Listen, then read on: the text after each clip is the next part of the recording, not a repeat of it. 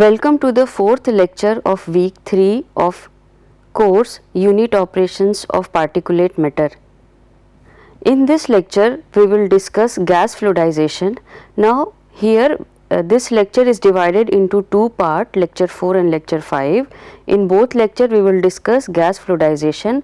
However, in lecture 4 we will discuss the classification of powders and how these powder behave in fluidization environment, that we will discuss.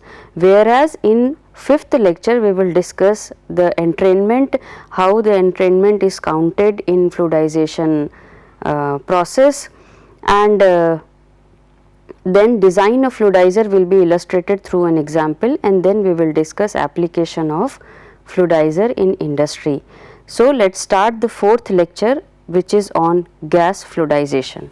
Here we are discussing non-bubbling fluidization as well as bubbling fluidization. You understand what is non-bubbling, which we have also called it particulate or homogeneous fluidization, and bubbling fluidization we call this aggregative or heterogeneous fluidization. Particulate fluidization as well as aggregative fluidization we have already discussed previously, but here these two will be discussed in terms of gas fluidization. So first we will discuss non-bubbling fluidization, which is nothing but the particulate fluidization, and you understand what is particulate fluidization is where the particles are uniformly distributed in the bed. So let us start with non-bubbling fluidization. Although fine particles generally form fluidized beds more readily than coarse particles, the surface related forces tend to predominate with very fine particles. So here you see, though fine particles are fluidized easily in comparison to coarse particle, but it has some problem as far as fluidization is concerned because of surface related forces acting on fine particles. So it is very difficult to fluidize some very fine particles as they tend to form large stable agglomerates that are almost entirely bypassed by the gas. So here what happens when we are considering very fine particles, due to surface related forces they join other particles and prepare a bigger particle. So when particle will be larger, the gas, instead of making it fluidize, it bypass these particles. So that is the problem with very fine particles. In some extreme cases, particularly with small diameter beds, the whole of the particulate mass may be lifted as a solid piston. So here when we are considering very fine particles, sometimes this situation occurs that instead of fluidizing a single particle or fluidizing the particles, the group of particles, what happens, all fine particles join together, and when it is fluidized, it's the whole section is fluidized once, so that will be lifted as a piston. So at low gas rates, the bed may exhibit a regular expansion as the flow rate increases with the following relation between fluidizing velocity and voidage. So what happens when we are considering non-bubbling fluidization or particulate fluidization, regular expansion is observed at very low flow rate when we are dealing with the gas, and as velocity increases, the following relation, this is UC by UI is equal to e raised power n, it speaks about how voidage will be related to the velocity.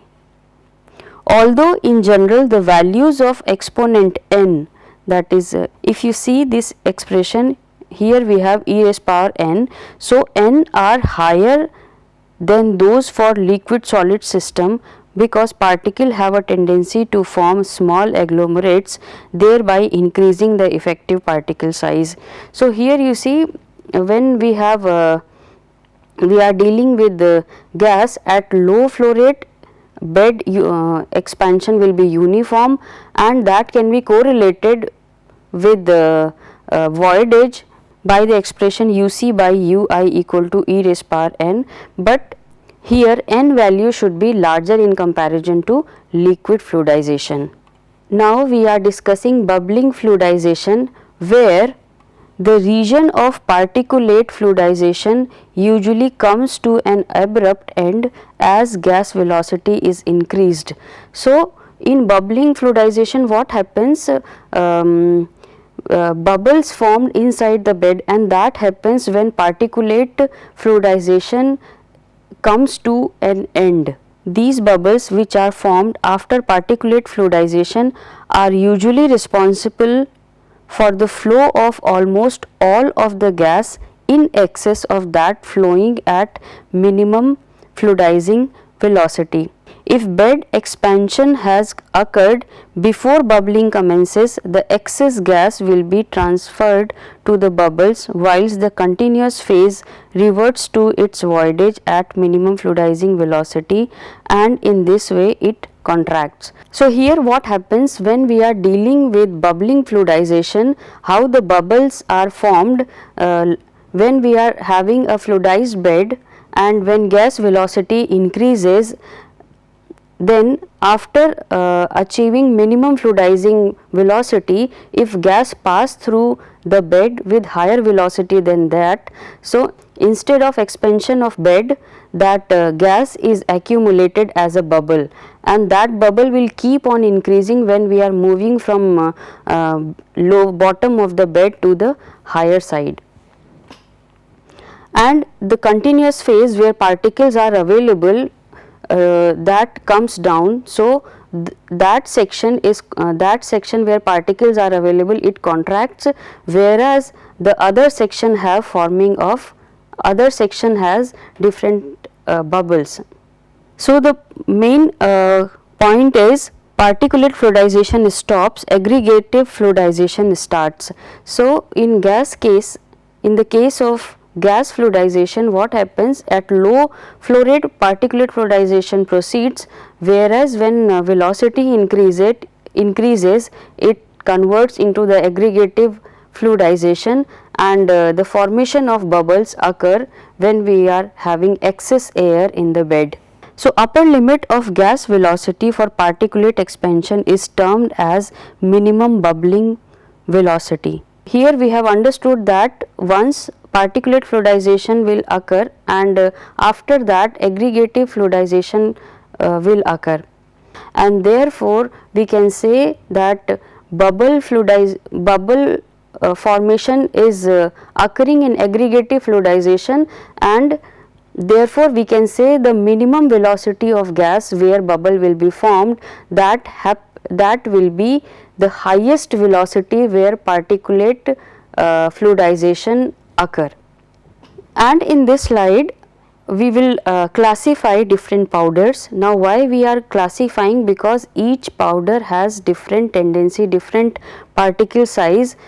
So, how these powder behave with the fluidized environment, how these powder behave in fluidization environment, that we have to observe. So, the ease with which a powder can be fluidized by a gas is highly dependent on the property of particles. In general, fine low density particles fluidize more evenly than large dense one, provided that they are not so small that they make agglomerates. So, here we have different powder, and each powder has different category because it has different property, and they behave differently during fluidization. For example, spherical particle fluidized easily. In this respect, long needle shaped particles are most difficult to fluidize. So, particles of mixed sizes will usually fluidize more evenly than those of uniform sizes. So, here we should also understand that it depends on the shape of the particle, like when spherical particle we are considering, it will fluidize easily, whereas if it is needle type or strip type particle, it will not fluidize easily. And when we are considering mixture of particles, where different shapes are available, so that can be those particles will be fluidized evenly in comparison to uniform particles. So, now we will discuss the classification of powders. Geldard classified powders into 4 groups according to their fluidization property at ambient condition. Geldard classification of powders is now used widely in all fields of powder technology. So, here we have 4 group. Group A, powder, when fluidized by air at ambient condition, give a region of non-bubbling fluidization beginning at UMF. Now, what is UMF? Is minimum fluidizing velocity. So, the powder falling in group A, that shows particulate fluidization when minimum fluidization condition will be achieved, and further bubbling fluidization occur when velocity increases. Group B powder give only bubbling fluidization condition under ambient conditions. So, you see here we have group A where bubbling as well as non-bubbling fluidization both will occur, whereas in group B only bubbling fluidization occur under ambient condition. Group C powders, these are very fine cohesive powders which are incapable of fluidization in a strict sense. So, you see when we are considering group A, it has initially non-bubbling fluidization, then bubbling fluidization. Group B, it is started with bubbling fluidization. Group C, it is very difficult to fluidize the powder which are falling in group C. Now, we have group D powder. These are large particles that are distinguished by their ability to produce deep spouting bed. So, group D powder has a tendency to prepare to make the spouting bed. Now, what is a spouting bed, that we will discuss in subsequent slides. Now, as far as classification of powder is concerned, here we have 4 groups, and now we will see the effect of parameter on behavior of these powders. Here we have Geldard classification of powders, group C, A, B and D. Here you see the first point is most obvious characteristic. What is the most obvious characteristics of these powder? Group C, if we are considering, these are cohesive and very difficult to fluidize. Group A, ideal for fluidization, exhibits range of non-bubbling fluidization. So, group A has initially non-bubbling fluidization, then bubbling fluidization. When we are considering group B, it has bubbling fluidization, but that will be started at minimum fluidization velocity, and that will be started once minimum fluidization condition will be achieved. And further group D, these are coarse solid. So, particle size are large in group D, and similarly we have other properties. For example, if we consider bed expansion, group C low because of channeling. So, what happens when we consider group C powder, because these are very difficult to fluidize. So, gas which is used to fluidize these powder, that passes the powder without fluidizing it, so that forms a channel inside the bed. Group A, that is ideal for fluidization, so obviously bed expansion would be higher in that case. Group B, as it is having bubbling condition, bubbling fluidization occurs over here, so bed expansion is not that much high, it is moderate. Whereas in group D, where we are considering large particle and spouting bed are formed, their bed expansion is very low. So, similarly other parameters you can study for these 4 groups of powder. Now, how we can calculate the minimum bubbling velocity for different condition. So, the superficial gas velocity at which bubbles first appear is known as minimum bubbling velocity.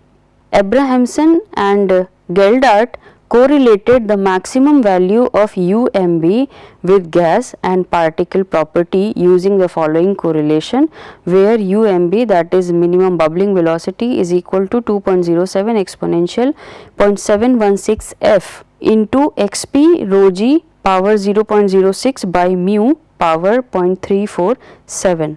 Now, in this expression, xp is mean sieve size of the powder. We have to first carry out the particle size analysis we should first carry out the particle size analysis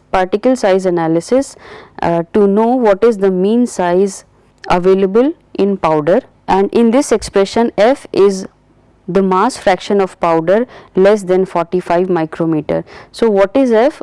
Here we have different sizes of particle in the powder, and the fraction of particles which are lesser than 45 micrometer, that we have to consider as F. So considering this expression, we can calculate minimum bubbling velocity. Now what happens in group A? Group A powders where UMB is greater than UMF. Group A powder, what is this powder? This is ideal for fluidization, and in this case minimum bubbling velocity should be greater than minimum fluidizing velocity, and at this condition bubbles are constantly splitting and coalescing. This makes smooth fluidization. So if you see this figure, here we have splitting of bubble and and these bubbles are joining, so coalescence will occur over here. So splitting and coalescence occur simultaneously in this bed. So through splitting and coalescence, bubbles achieve a maximum stable size, effectively independent of gas velocity or vessel size. So when bubble are formed, these are continuously broken as well as join other bubbles to make a larger bubble. So this happen in group A. So you see in this slide, I have shown two video. In video 1, if you see this video, here we have non-bubbling expansion of fluidized bed of group A particle. Here we have non-bubbling expansion of a fluidized bed of group A powder. Now if you observe this video, what happens? The bed is continuously moving. It means all particles are continuously moving in this, and the uniformity we can easily observed over here. Whereas when we are considering this video where bubbling fluidization occur of group A powder, here you see bubbles are formed, and when we observe these bubble size will keep on increasing when it is moving from bottom to top. So in this way the bubble bypass the solid and fluidization will not occur properly. And when we consider group B, as we know that in group B only bubbling fluidization occur. So when minimum bubbling velocity is equal to minimum fluidization velocity, bubbles continue to grow in size, never achieving a maximum size. This makes for rather poor quality fluidization since there are large pressure fluctuation. So what happens when you observe this video, here though granulars are there, but when gas enters into this, it enters in the form of bubble. Now when gas enters into this, it forms bubble, and these bubble will keep on increasing its size till it move from bottom to top, and at the top eruption of bubble occur, and due to this it carries some solid particle, but it will be again fall down in the bed, as you can observe here. So this video shows the continual increase in size of bubble in a two-dimensional fluidized bed of a group B powder. Bubbles increase in size with distance from the distributor and with increasing gas velocity. Bubble size is limited only by the vessel size. So bubble size will be dependent on the diameter of column. It cannot be larger, so it is only dependent on the column diameter. Now when we consider group C powder, we have discussed that in group C powder fluidization is very difficult to achieve, and that we can easily observe through this slide. Now in this slide I have shown this video. So what happens in this video when gas starts passing it, you see there is no fluidization occurring, the particle will not start moving. However, after some time the block of particle will move upward through the gas. So, gas will carry not a single particle, not a number of particle, but the bulk of particles, or we can say it will let the powder move in the form of piston, and then it breaks down, and then after some time channeling occurs inside this. So, what happens? So, in group C powder, the interrelated particle forces are large compared to inertial forces on the particle, and as a result true fluidization does not occur. So, that is a tendency with group C powder particle, that the interrelated forces are very high. So, these are connected to each other very tightly, and therefore it is very difficult to fluidize.